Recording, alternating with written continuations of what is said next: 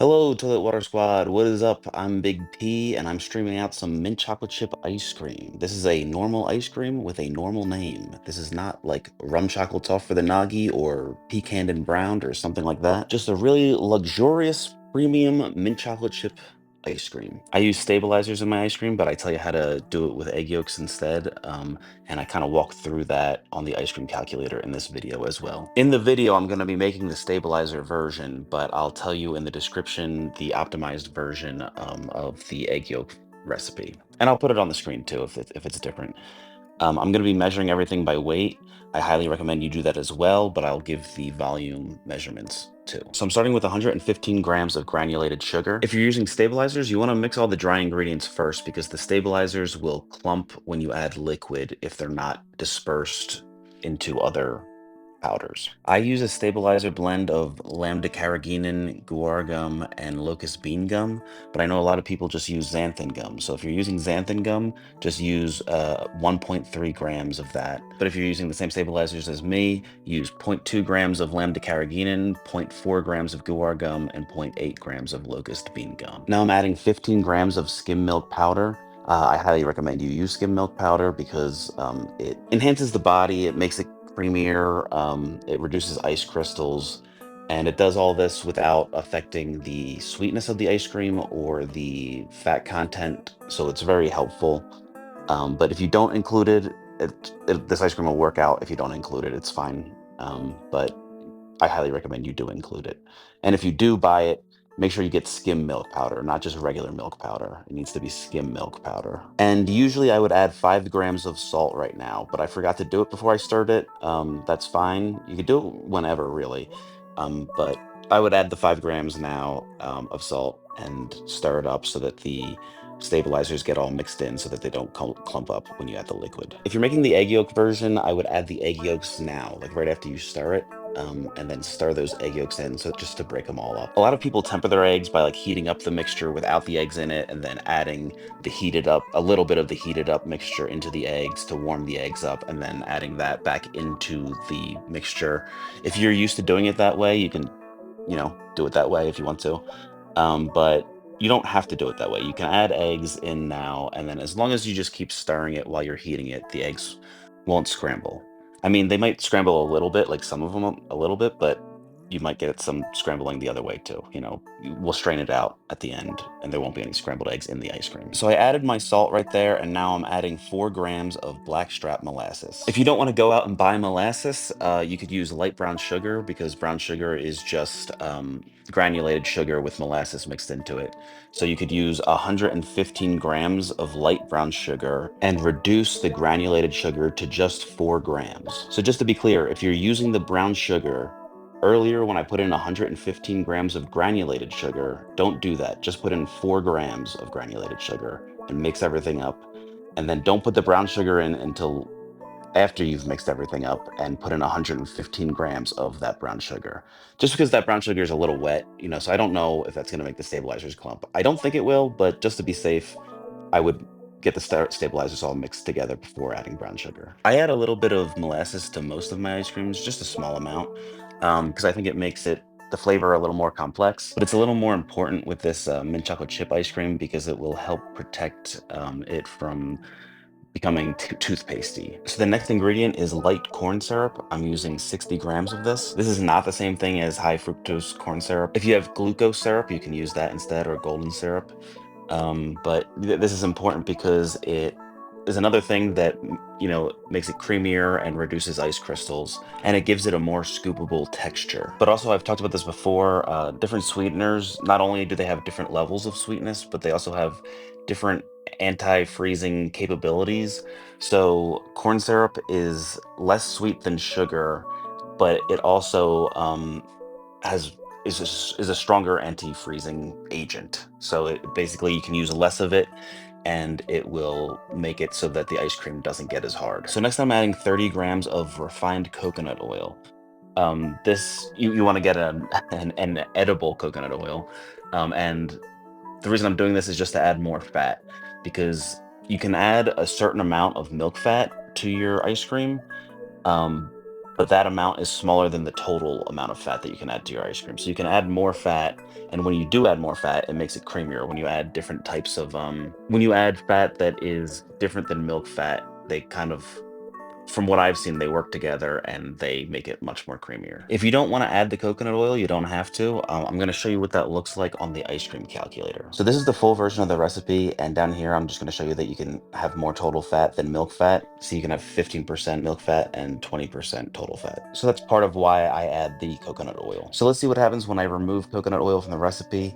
The milk solids get too high, but just barely too high. That's probably fine. You can just, that'll be fine. But you can see that MSNF is at 7.59%. That's milk solids non-fat. And that's well in the range of super premium ice cream. So we have more than enough room to lower that. So we can just get rid of all the skim milk powder. But when we do that, then it brings the milk fat too high, but it's also just barely too high. So if you wanted to, you could get rid of the coconut oil and the skim milk powder, and you could just do it like that, and it should be fine. But if you want to make the calculator like it, then reduce the heavy whipping cream to 350 grams. I set the evaporation on my ice cream calculator to 4%. Because I usually get somewhere between 3 and 4%. That just makes it so that the calculator removes 4% of the water to account for the water that is evaporated when you're heating up the mixture. I'm explaining that because I'm going to show you now, if you want to get rid of the blackstrap molasses as well, you can do that and it should be fine. It'll tell you that the milk fat is too high now, but just barely too high again. So if you remember, I said that the evaporation is usually between 3 and 4%. So if I lower this down to 3%, then it takes it and it's fine. So it's just about right.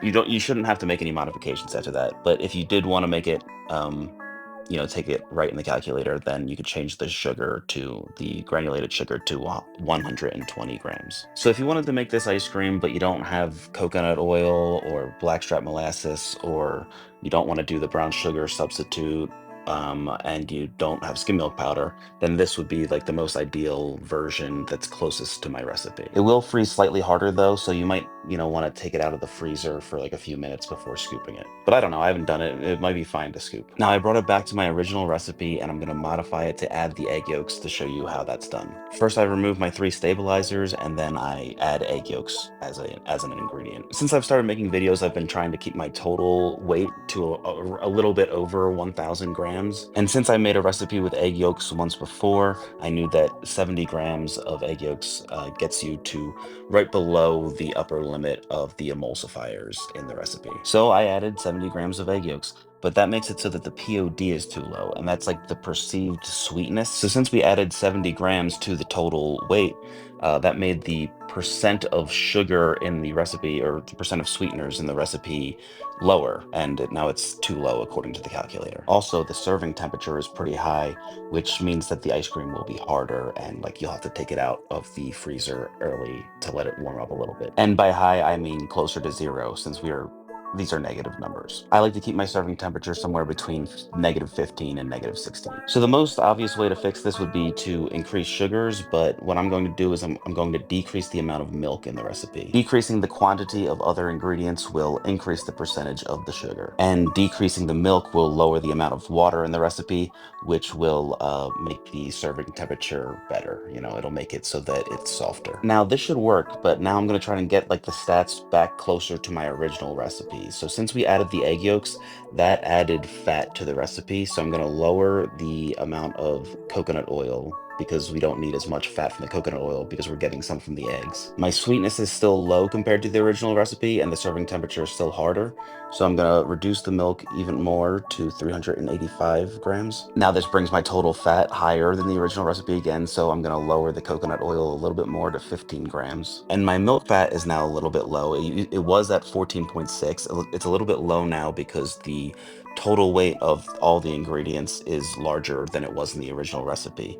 So I'm going to increase my heavy cream to 370 to try and get it closer to 4.6. So now it's at 4.4, which is close enough for me. The only thing I really want to change now is to try and dial in the serving temperature and the POD, or the sweetness. So I'm just going to try increasing the sucrose, or the granulated sugar, from 115 grams to 120 grams. And it looks like that pretty much did it. In my very limited knowledge opinion, I think that these numbers are close enough that the egg yolk version should be very similar to the stabilizer version. There's just going to be a little bit of a custardy taste because you're using egg yolks. All right, and here I'll show you what happens if you want to remove any of the ingredients for the egg yolk version. If you want to remove the coconut oil, should be fine. Remove the skim milk powder, should be fine. I'm also going to remove the blackstrap molasses, and that will be fine. So if you don't want to buy blackstrap molasses or use the brown sugar substitute that I'm going to provide, then that'll work. Removing these will create an ice cream that works and tastes good. It'll just be less creamy and it'll freeze harder. But I wanted to provide this in case there's people out there who, want to make ice cream and don't want to buy a bunch of stuff and, just to lower the barrier of entry. But I also think that those people are probably not going to watch me fumble around on an ice cream calculator for 10 minutes or however long this video is going to be. So what's the point of this at the end of the day? I don't know. Let me know if you enjoyed this or if this was necessary. Back to making the ice cream. All right, we're putting in 420 grams of whole milk. Pour that in there and then put it on the stove and heat it up to 185 degrees if you were using the same stabilizers as me. If you're using xanthan gum, or no stabilizers or no eggs, then just heat it up until it's like steaming a little bit and there's like bubbles around the edges. Not boiling, just a little bit of steam. And if you're using egg yolks, heat it up until it's about 180 degrees Fahrenheit. These are all in Fahrenheit.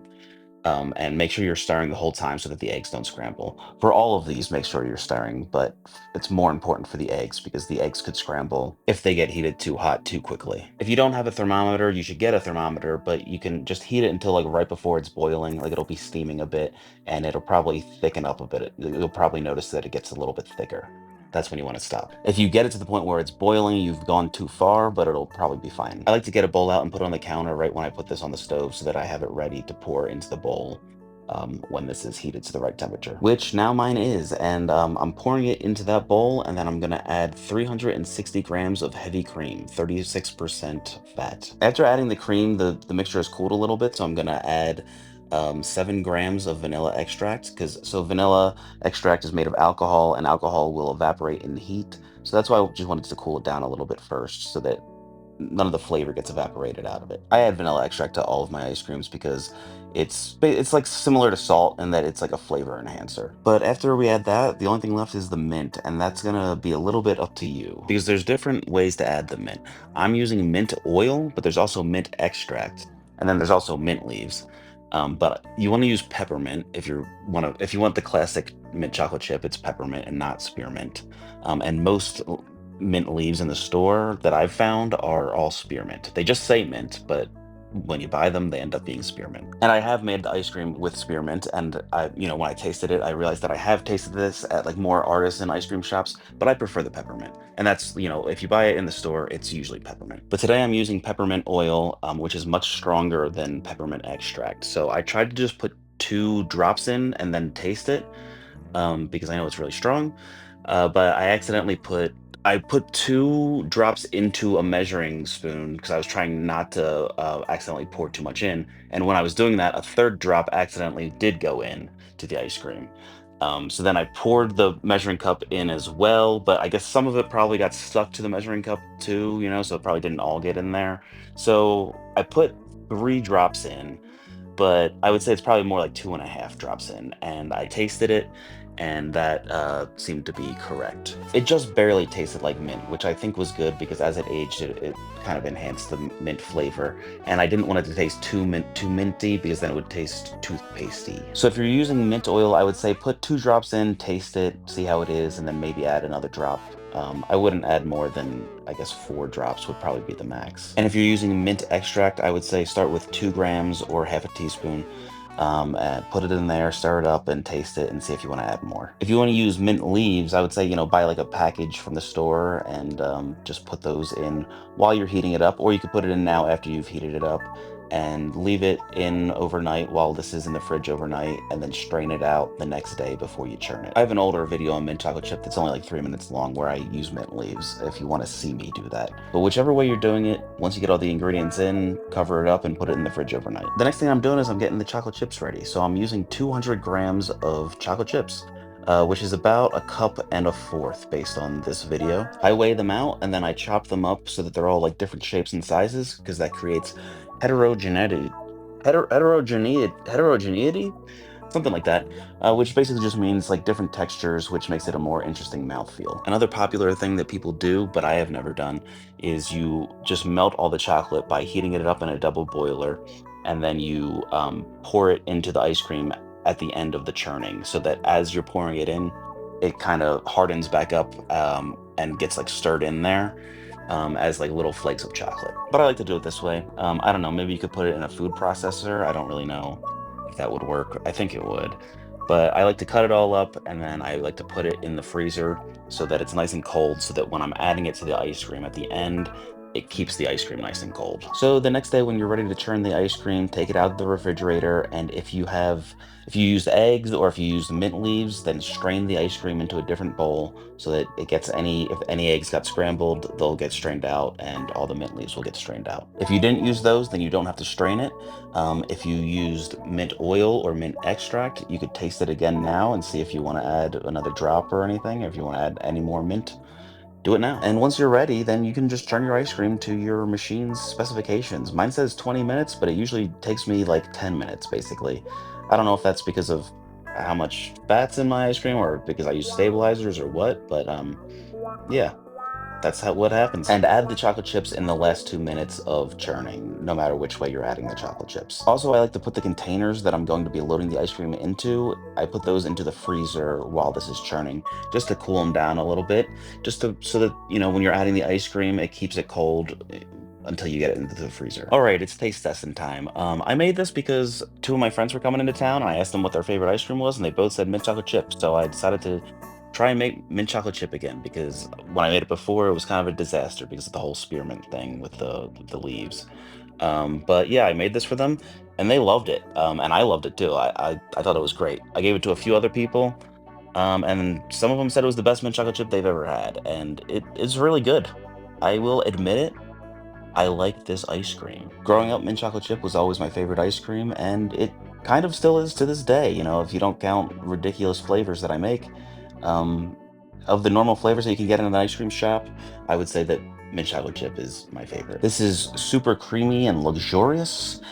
There's a ton of chocolate chips in it, which I like, and so did the people I gave it to. But if you don't like as many chocolate chips, put less chocolate chips in. Put like, half a cup, I guess, or 100 grams. But do whatever you want to do. Make it your own. You may notice that I had 2 scoops in the bowl before, and then I put one back, and now I just have 1 scoop in there. That's because I put 2 scoops in to take a thumbnail picture because it looks kind of like not great when there's just 1 scoop in a big bowl. So I put two in the bowl, and then I take 1 scoop out because I only really need to eat the 1 scoop for this video. But if you made this and you made it with any of the alterations, any of the substitutions, or if you used egg yolks or anything, let me know and let me know how it went. It should go well, but I would love to get some confirmation on that. And let me know if you have any suggestions on what ice cream I should make next. It could be anything, something that exists or something that you thought of. I'm starting a series where I'm making like ice creams based on cocktails. So if you have a cocktail that you think would be good as an ice cream, let me know. And then I have an old series about savory ice cream where I only have one ice cream in that series, but I've made another one now. I just haven't done the video yet. So if you have any savory ice cream ideas, let me know those too. Well, it seems our time has come to an end. Thank you for watching Toilet Water Squad. Like and subscribe and check out some other videos about ice cream or high altitude baking or just other food stuff. And big shout out to the Upper Decker members. You guys are keeping a roof over my family's head. And remember to hug your pets. Give them a nice little pet and give them a big ol' hug from Big P. That's me.